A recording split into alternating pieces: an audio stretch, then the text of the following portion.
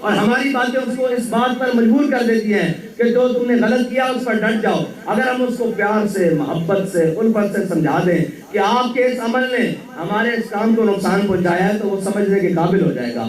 آپ سارے ذمہ دار ہیں، جہاں آپ کام کر رہے ہیں وہاں میں ساری زندگی نہیں جا سکتا۔ ان گلیوں میں، ان کوچوں میں، ان وارڈز میں، ان یوسی میں اگر میں روزانہ بھی چاہوں تو روزانہ بھی نکلوں تو 274 یوسیاں اب تو 500 کے قریب ہو گئی ہیں۔ میں روزانہ بھی ایک یوسی میں جاؤں تو نہیں جا سکتا، لہذا وہاں کام کرنا آپ کا کام ہے۔ جہاں ہم بیٹھے ہیں آپ کے پیغام کو آگے پہنچانا، آپ کے مشن کو ثابت رکھنا وہ ہمارا کام ہے۔ آپ اپنا کام خوبصورتی سے جاری رکھیں، آپ کو یہاں سے شکایت نہیں آئے گی، لیکن ہمیشہ نیچے والا ورکر اس بات کا جناب ماضی رہتا ہے کہ ہم کیا کریں۔ میں آپ کو بتاتا ہوں کیا کریں۔ آپ ایک کام تو کر سکتے ہیں، اگر آپ اپنی مسجد، گھر والی مسجد کے قریب رہتے ہیں تو 5 وقت اس میں نماز پڑھنی شروع کریں تو آپ کا کام شروع ہو جائے گا۔ صرف 5 وقت نماز پڑھنی شروع کریں۔ اگر آپ دن میں کئی کام پر ہوتے ہیں تو آپ فجر اور عشاء وہاں پڑھنی شروع کریں، آپ کو 10 کارکن ہر مسجد سے ضرور مل جائیں گے، آپ کو 10 آپ کے مشن والے ہر ضرور مل جائیں گے۔ لیکن یہ کہنا کہ ہم کچھ نہیں کر سکتے، نیچے لوگ نہیں سنتے، بھائی لوگ سنتے ہیں، لوگ مانتے بھی ہیں، لیکن آپ ان کے پاس جائیں تو صحیح، آپ ان کو بات کرنے کا کوئی طریقہ تو ہو۔ لیکن یہ نہیں جی میرے میں بڑی آکڑ آ گئی ہے، میں لہذا امیر بن گیا ہوں، میں اپنے گھر کی دہلیز سے بھی باہر نہیں نکلوں گا، تو بھائی پھر یاد رکھنا کہ آپ اللہ اور اس کے رسول کے ہاں مجرم ہو سکتے ہو۔ آپ کو ہم نے ذمہ داری دی ہے، اور ہر ذمہ دار اپنے کندھوں پر جو اس کی ذمہ داری ہے اس کا جواب دہ بھی ہے، ادھر بھی جواب دہ ہے اور ادھر بھی جواب دہ ہے۔ اور ہمارا کام تو ہے ہی اللہ اور اس کے رسول کے لیے، ہم کسی مفاد سے بالاتر ہو کر ہیں، ہم تو حق کے راستے والے ہیں۔ اور یاد رکھنا جن کے ہاتھوں میں حق کے علم ہوتے ہیں وہ تعداد میں ہمیشہ کم ہوتے ہیں، لیکن یہ یاد رکھنا ان کا جذبہ ہر تعداد کو، ہر گنتی کو الٹا کر رکھ دیتا ہے۔ یہ دنیا کا اصول ہے۔ آج تک کسی تعداد والوں نے کبھی حق کا راستہ نہیں چنا۔ حق کے راستے کے لیے ہمیشہ غریب، ہمیشہ مسکین اور نیچے سے لوگ اٹھتے ہیں، لیکن ان کا جذبہ اور ان کی نیت بڑی خالص اور پاک ہوتی ہے۔ اگر ہماری نیتوں میں کہیں فضول ہے تو آؤ اثر نو اپنی نیتوں کو ٹھیک کرنے، اپنے جناب چیزوں کو ٹھیک کر کے دوبارہ میدان میں اتریں اور یہ کہیں کہ یا اللہ جو ہم سے سستی ہوئی یہ اس کی تو معافی دے دے، آئندہ کے بعد ہم تیرے راہ میں۔ حضرت انس بن نضر نے سستی ہوئی تھی نا، ایک جنگ میں کسی عذر سے پیچھے رہ گئے حضرت انس بن نضر، تو پھر کیا کہا اللہ سے؟ لَيَرَيَنَّ اللَّهُ، یا اللہ موقع دے، تو بھی دیکھے گا میں تیری راہ میں کیسے کام کرتا ہوں۔ اللہ نے آج آپ کو اور مجھے موقع دیا ہوا ہے، آؤ نکلیں حضور کے دین کے لیے کام کریں۔ اور یہ یاد رکھنا قبریں ان کی بھی اتنی ہوتی ہیں، کبھی بڑی اور چھوٹی نہیں ہوئی، نہ اندر ہیٹر اور جناب اے سی لگے ہیں۔ بزدلوں کی قبریں بھی اتنی ہوتی ہیں اور دلیروں کی قبریں بھی اتنی ہوتی ہیں۔ اور آج تک جو کہتے تھے کہ جناب ہم مارے جائیں گے اس کام کے لیے، ان کی قبریں بھی قبرستانوں میں موجود ہیں۔ مر تو جانا ہے، لیکن اس نے کیا کہا تھا ظہیر الدین بابر نے، کیا ہو ذرا شان سے مر جائیں، ذرا حضور کا نام لیتے ہوئے دنیا میں چلے جائیں۔ اور یہ یاد رکھنا جو ان کے نام پر مر جائے پھر وہ مرتا نہیں ہے، وہ پھر مرتا نہیں ہے، پھر وہ جناب حیات ابدی میں چلا جاتا ہے۔ ان کے نام لیوا کبھی مر سکتے ہی نہیں، اس لیے کہ اگر وہ مر جائیں تو پھر دنیا میں رہے گئے، پھر دنیا کا نظام کیسے چلے۔ آؤ حضور کے دین کے لیے دیوانہ وار ہو کر، ہر کسی ملامت والے کی ملامت سے دور ہو کر، ہر پریشانی اور غم سے دور ہو کر حضور کے دین کا کام کریں اور حضور کے پرچم کو پوری دنیا پر لہرانا ہے۔ آپ کی میری ذمہ داری تو ابھی فلسطین تک بھی ہے، ابھی کشمیر تک بھی ہے، ابھی تو ہم اپنے شہر لاہور کی گلیوں میں نہ نکل سکیں تو آپ کو کیا خیال ہے پھر فلسطین میں جمعہ پڑھائیں گے؟ ایسے تو ممکن نہیں ہوگا۔ میں آپ سے کہتا ہوں کتنا بھی کوئی ہمارا بڑا دشمن ہوگا وہ کم از کم ہم حضور کے دین کی بات کریں، ناموس رسالت کی بات کریں، وہ کم از کم ہمیں پتھر نہیں مارے گا۔ لیکن میرے آقا و مولا صلی اللہ علیہ وسلم خود طائف میں پیغام لے کر گئے ہیں اسلام کا، اور حضور کے نالین مبارک خون سے بھر گئے۔ حضور کو انہوں نے اتنے پتھر مارے، یار ہمیں تو پتھر نہیں لگتے، ہم تو کسی کو کہیں وہ تو اپنی جناب ڈرائنگ روم کا اور بیٹھک کا دروازہ بھی کھول دیتا ہے آپ کے لیے، چلو بات تو سن لو۔ ابھی تو ہمارے اوپر وہ وقت نہیں آیا، پھر بھی ہم اللہ اور اس کے رسول کا پیغام پہنچانے میں کیوں شرم محسوس کرتے ہیں؟ شرم اور باتوں میں بڑی، لیکن رب اور رسول کا جب نام آ جائے تو ہر چیز سے بیگانہ ہو کے اور دیوانہ ہو کر حضور کا نام لو اور حضور کا پیغام بجاؤ۔ ایک دفعہ جھٹلائے گا، 2 دفعہ جھٹلائے گا، کتنی بار جھٹلائے گا، آخر میں آ کے وہ کہنے شروع ہو جائے گا یار یہ اپنے بات میں سچے ہیں، ان کی بات سن تو لو ایک دفعہ۔ کیا کافروں نے کہا تھا؟ انہوں نے کہا تھا محمد عربی کی بات سنی نہیں، کانوں میں روئی ڈال کے جانا، اگر سن لی تو پھر آپ ان پر ایمان لائے بغیر رہ نہیں سکتے۔ اسی طرح بابا جی کا پیغام ہے، جس نے سنا نہیں اس کے دل پہ تو اثر نہیں کیا، جس نے ایک دفعہ سن لیا اس کا دل موم ضرور ہوا۔ اور حق کے پیغام میں بڑی طاقت ہے، بڑی جناب رکت ہے اور بڑی تیزی ہے اور بڑا کمال ہے، لیکن اس کو پہنچانے والے کے اندر کم از کم کردار کے اندر تو خالصیت ہونی چاہیے نا، اور جناب جذبے کے اندر تو خالص ہونا چاہیے کہ میں اللہ اور اس کے رسول کے لیے نکلا ہوں، مت کسی امیر کے لیے نکلیں، مت کسی جناب کسی کے کہنے پر نکلیں، لیکن بحیثیت انسان، بحیثیت حضور کا غلام، بحیثیت تحریک لبیک پاکستان کے کارکن کے آپ کی ذمہ داریاں کیا ہیں؟ ہمیشہ چھوٹا یہ پوچھے گا کہ آپ کی ذمہ داری کیا ہے؟ ہماری ذمہ داریاں یہی ہیں کہ آپ کے مشن کو کہیں نہیں بیچنا، نہ آپ کے جناب نظریوں کو کہیں بیچنا ہے، نہ آپ کے جناب جذبات کو کہیں بیچنا ہے، لیکن آپ کی ذمہ داری یہ ہے کہ آپ جا کر اپنے چھوٹوں سے پیار کریں، اپنے رہنے والوں کو اس مشن کے اوپر لے کر آئیں اور ان کو بتائیں کہ جناب حق کا راستہ یہ ہے۔ اور یاد رکھیے گا اللہ بے نیاز ہے اس بات سے کہ آپ اور میں کام کریں اس کے دین کا یا نہیں، یہ بے نیاز ہے۔ اللہ اگر کام لینے پر آئے تو وہ تو ہاتھیوں سے لے لیتا ہے، وہ تو جانوروں سے لے لیتا ہے، وہ تو ابابیلوں سے لے لیتا ہے، وہ تو منگولوں کے کتوں سے لے لیتا ہے، جو وہ کام لینے کے لیے آئے وہ تو لنگڑے مچھر سے نمرود کو مروا دیتا ہے۔ وہ آپ کا میرا تو محتاج نہیں ہے، یہ تو میرا امتحان اور آپ کا امتحان ہے کہ ہم نے کس کو راضی کرنا ہے اور کس طرح کام کرنا ہے۔ لیکن آج کے بعد آپ جائیں اور جا کر پیغام دیں، گھر گھر میں، گلی گلی میں پیغام دیں، اور یہ کہ ایک دوسرے کی ٹانگیں کھینچنے کی بجائے، عہدوں کی لالچ کی بجائے یہ کہیں کہ بھائی عہدہ ملے نہ ملے، میری ذمہ داری ہے بحیثیت کارکن کے، بحیثیت ذمہ دار کے، بحیثیت رکن کے، میری ذمہ داری ہے کہ تحریک کی بہتری کے لیے جو بھی کام ہے میں اس کو کروں۔ لیکن اگر نظم کی بات آ جائے تو اپنے بڑوں کی باتیں یاد رکھنا، جو اپنے بڑوں کی نہیں سنتا پھر وہ ساری زندگی سب کی سنتا ہے، پھر اس کو سب کی سننی پڑتی ہے، اور جو اپنے بڑوں کی سنتا ہے اس کو پھر ساری زندگی کسی کی سننی نہیں پڑتی۔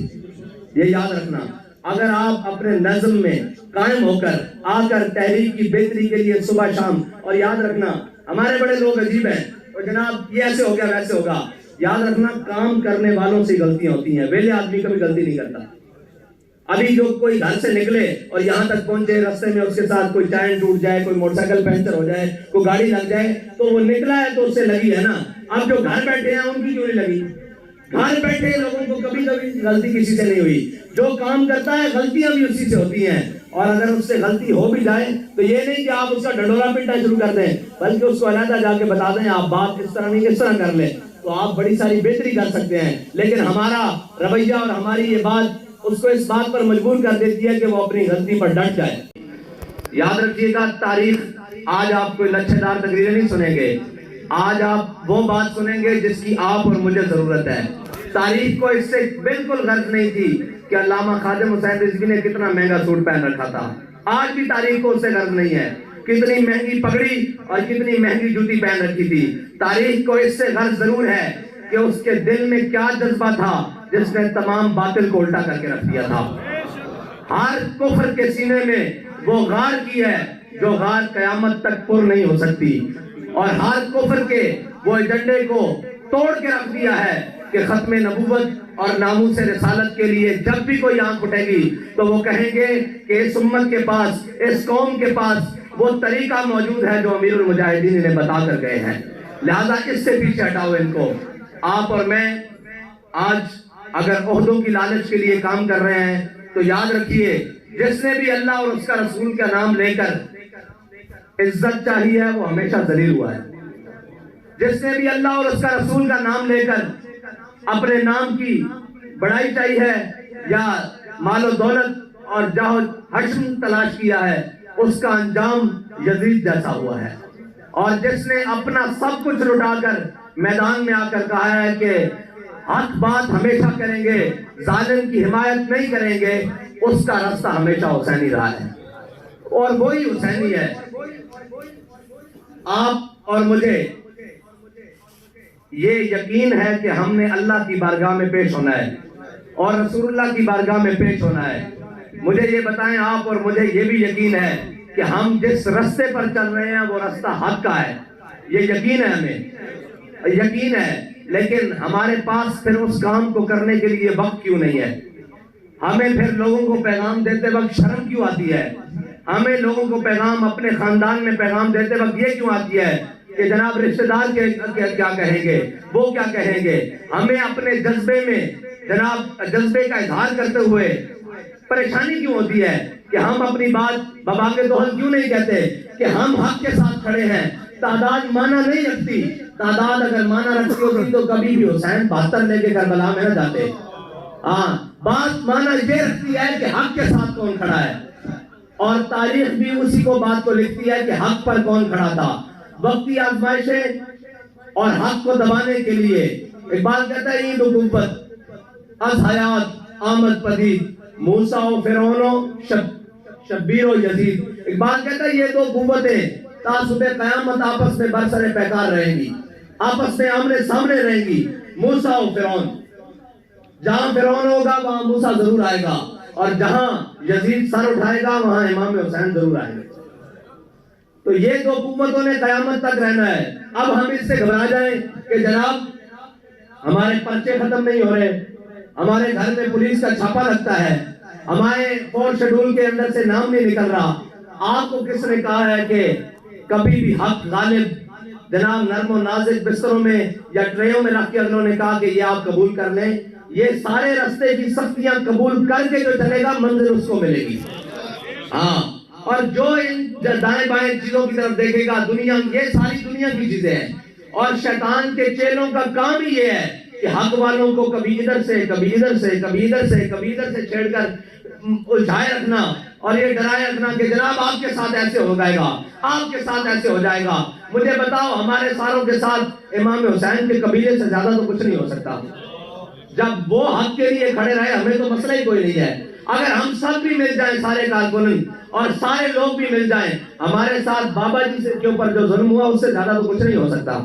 امیر ہو مرکزی یا نیچے جناب آخری وارڈ کا امیر ہو، ہمیں باہر جاتے ہوئے کیوں شرمندگی آتی ہے؟ لوگوں کے دروازے کے اوپر دستک کے اوپر دیتے ہوئے کیوں شرمندگی آتی ہے؟ یار وہ جھوٹوں کا نعرہ لگائے 30 سال، ان کو کوئی شرم نہ آئے، وہ کہیں سانو میاں ہوتے ناز ہے، وہ یہ کہیں، دوسرے کہیں کہ جناب عمران خان ہماری ریڈ لائن ہے۔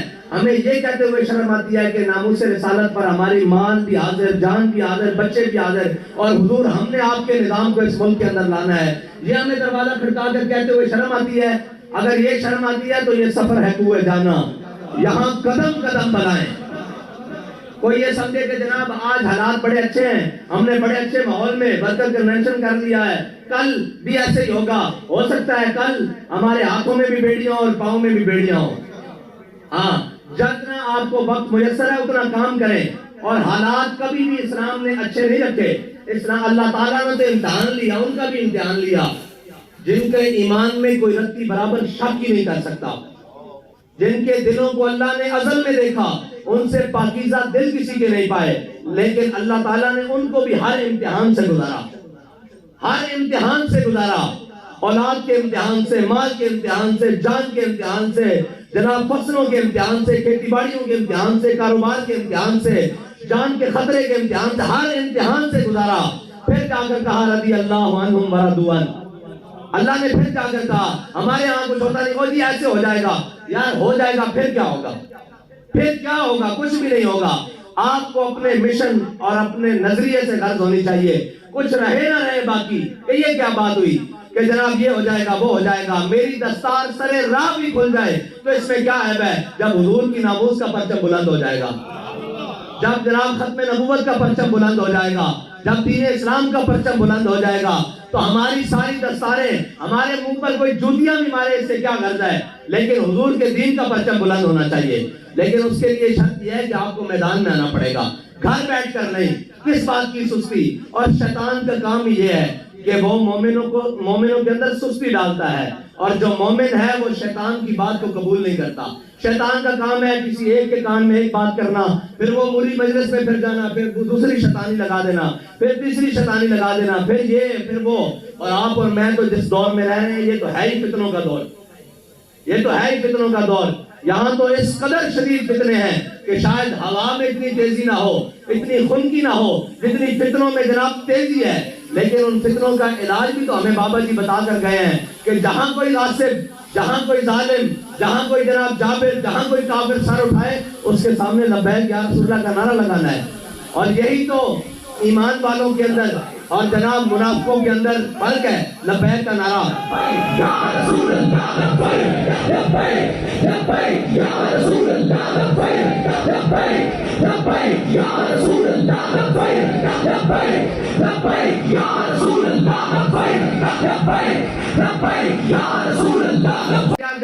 جب اس جسم کو موت آنی ہے تو پھر کیوں نہ اللہ اور اس کے رسول کے راستے پر، حق کے راستے پر آ جائے. تو ہم کیوں خوف کھاتے ہیں، ہم کیوں پریشان ہیں؟ اور رہی بات، اللہ تعالیٰ کبھی بھی کسی قوم کی محنت کو رائے گاہ نہیں جانے دیتا. یہ اس کا اصول ہے. محنت کافر کرے، محنت ظالم کرے، محنت فاسق کرے، محنت مسلمان کرے، مومن کرے، منافق کرے، جو محنت کرے گا، یہ دنیا دارالعمل ہے، یہ دارالجزا نہیں ہے. یہاں جو محنت کرے گا اس کو اس کا صلہ ضرور ملے گا. لہذا اگر ہمارے کام میں کوئی کمی آ رہی ہے تو اس کا مطلب ضرور ہے کہ ہماری محنت میں کوئی کمی ہے. اگر مومن اپنے اندر اخلاص کے ساتھ محنت کرے گا تو پھر اللہ تو اخلاص کو رائے گاہ نہیں جانے دیتا. جنہوں نے اخلاص کے ساتھ ایک مٹھی جو دیے، رب نے کہا قیامت تک احد پہاڑ جتنا سونا بھی تم خرچ کرو، تمہارے اس سونے اور جو کی مٹھی کے برابر نہیں ہو سکتے جو تم نے کیا.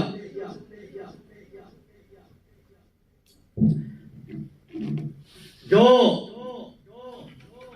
صحابہ نے جو مٹھی خرچ کیے، ایک مٹھی جو خرچ کیے، ہم آنے والے قیامت تک مسلمان اگر بہت پہاڑ بھی خرچ کریں سونے اور چاندی کے تو وہ برابر نہیں ہو سکتے. اس کی وجہ کیا ہے؟ اس کی وجہ صرف اور صرف اخلاص ہے. اور صحابہ نے جب دیکھا کہ کیسر و کسرا کی دولت اور کیسر و کسرا کے مال اور کیسر و کسرا کی جناب ساری چیزیں، ان کے جناب تاج جب مدینہ منورہ کی مسجد میں جمع ہونے شروع ہو گئے تو ان کی صحابہ کی آنکھوں سے آنسو جاری شروع ہو گئے.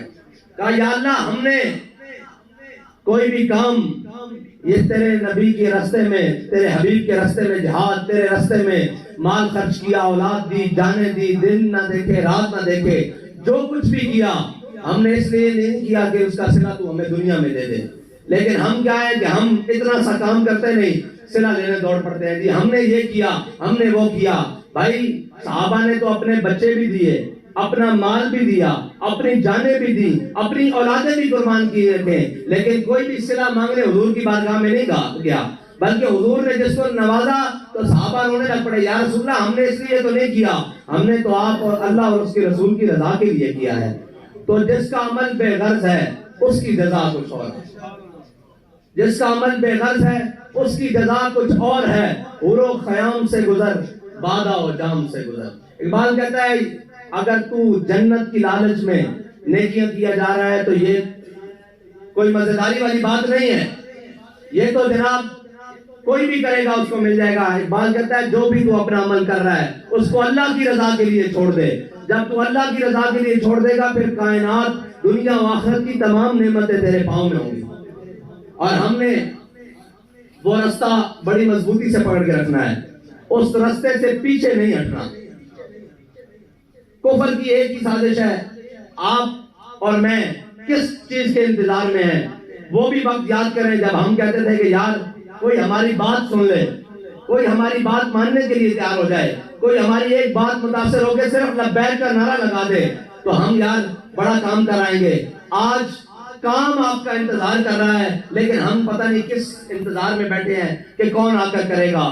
میں گھر سے نکلوں گا تو پتہ نہیں کیسے ہوگا. کام آج آپ کا میدان میں انتظار کر رہا ہے کہ آؤ میں تمہارے لیے رستے کھولتا ہوں، آؤ تم ایک کو مانگتے ہو میں تمہارے لیے 10 بندے لانے کے لیے تیار ہوں. آج ماحول وہ بن گیا ہے لیکن ہم کام کرنے کے لیے کیوں تیار نہیں ہیں؟ وہ بھی تو مضبوط کرنا پڑے گا. پہلے جناب قصور کو بھی مضبوط کرنا پڑے گا، پہلے شیخ پورے کو بھی مضبوط کرنا پڑے گا، پہلے جناب ننکانے کو، پنجاب کو، پھر پاکستان کو، پھر عالم اسلام کو مضبوط کرنا پڑے گا. پھر اور یاد رکھنا اللہ نے کبھی سچے جذبوں کو جھٹلایا نہیں، اللہ تعالیٰ نے کبھی ان کو ناکام نہیں کیا. ان کو ہمیشہ اللہ کامیابی دیتا ہے، لیکن اللہ دیکھتا ہے کہ میرے بندے کی میری راہ میں لگن کتنی ہے. میری راہ میں محبت کتنی ہے، میری راہ میں خلوص کتنا ہے، میری راہ میں جذبہ کتنا ہے. اگر جذبہ صادق ہو تو پھر مار کھانے والا مکے کی گلیوں میں بلال کعبے کی چھت پر آ ہی جاتا ہے. لیکن پہلے مار بھی ہوتی ہے، پہلے سختیاں بھی ہوتی ہیں، پہلے ملامت بھی ہوتی ہے، پھر بلال کے ہاتھ میں امیہ آ ہی جاتا ہے، اور پھر بلال یہ کہہ ہی دیتے ہیں کہ جا امیہ ہلاکا بلال. پھر امیہ کو پناہ دینے والے کوئی بھی ہوں، بلال اس کو گھسیٹ کر علیحدہ کر ہی دیتے ہیں اس کے سر کو جسم سے. ہاں یہ وقت آ ہی جاتا ہے، لیکن اس سے پہلے مشکلات کو، پریشانیوں کو سامنا کرنا پڑتا ہے. اللہ تعالیٰ مجھے اور آپ کو حضور کی خالص محبت عطا فرمائے، اور حضور کے دین کے لیے ہمیں اپنا جان، مال، وقت ہر کچھ صرف کرنے کی توفیق عطا فرمائے. اور رہی بات دنیا سے راضی جانے کی، دنیا سے دنیا کے کاموں کی، تو دنیا سے راضی فرعون بھی نہیں گیا، دنیا سے راضی نمرود بھی نہیں گیا، دنیا سے راضی حامان اور قارون بھی نہیں گئے. یہ دنیا بڑی جناب عجیب ہے. کیا ہے؟ جدد السفینہ فی بحر عمیق، اے یا ابا ذر جدد السفینہ فی بحر عمیق. اے ابو ذر، یہ دنیا کے جناب سمندر بڑا ہی گہرا ہے، اس میں اپنی کشتی کو حق کے راستے پر رکھنا. اور اگر وہ حق کے راستے پر ہوئی تو وہ کنارے میں ضرور لگے گی، اور اگر وہ حق کے راستے پہ نہ ہوئی تو دنیا اس کو اپنے اندر غرق کر لے گی. یہ زندگی بھی ایسے ہی ہے جناب کشتی کی طرح، اور دنیا جناب سمندر ہے، اس سے کوئی بھی راضی نہیں گیا. آج تک ہمارے جناب بڑے کہتے تھے پوری کسی دی نہیں پئی، پنجابی کا جملہ میں پوری آج تک کسی دی نہیں پئی اور نہ پہنی. یہ دنیا دا اصول ہے. ہاں پوری اس دی پہنی جڑا اللہ دے راستے تے لگ پیندا، پھر رب فرماندا میں اس دے کماں نوں لگ پیندا، اس دے سارے کام میں کردا. اللہ دے راستے وچ کچھ آ کے تے دیکھو، کچھ اپنا وقت دے کے تے دیکھو. اور چمن میں میری تلخ نوائی گوارا کر. اقبال کہتا ہے چمن میں میری تلخ نوائی گوارا کر، کہ زہر بھی کرتا ہے کبھی کار تریاکی. اقبال کہتا ہے کدی کدی زہر بھی موت تو بچا